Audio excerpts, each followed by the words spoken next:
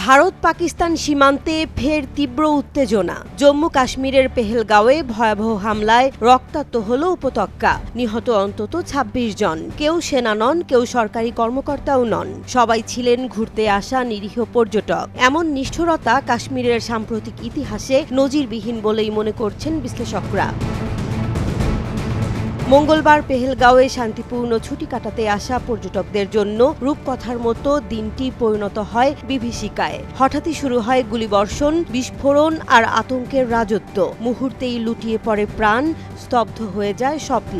২০১৯ সালের পর এটি কাশ্মীরের সবচেয়ে ভয়াবহ হামলা, আর তাই ভারতের প্রতিক্রিয়াও এসেছে নজিরবিহীন কড়াকড়ি দিয়ে। भारत की आत्मा पर हमला करने का दुस्साहस किया। मैं बहुत स्पष्ट शब्दों में कहना चाहता हूं, जिन्होंने ये हमला किया है उन आतंकियों को और इस हमले की साजिश रचने वालों को उनकी कल्पना से भी बड़ी सजा मिलेगी। হামলার একদিন পরই ভারত নেয় একাধিক কঠোর পদক্ষেপ। বন্ধ করে দেয় প্রধান সীমান্ত ক্রসিং, স্থগিত করা হয় গুরুত্বপূর্ণ পানি বন্টন চুক্তি, বহিষ্কার করা হয় পাকিস্তানি কূটনীতিকদের, বাতিল করা হয় ভিসা আর দেয়া হয় ৪৮ ঘন্টার সময়সীমা। দেশ ছাড়তে হবে পাকিস্তানি নাগরিকদের।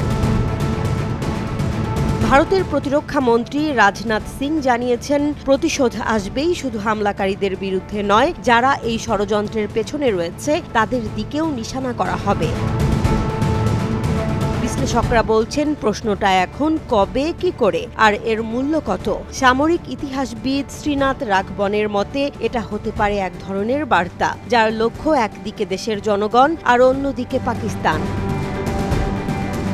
কাশ্মীরের রক্তপাত উপমহাদেশে আবারও ডেকে এনেছে উত্তেজনার ছায়া। এবারও কি সীমান্ত পেরিয়ে জবাব আসবে, নাকি এই উত্তেজনার রূপ নেবে আরও বড় কোনো সংঘাতে, সেই প্রতীক্ষায় বিশ্ব।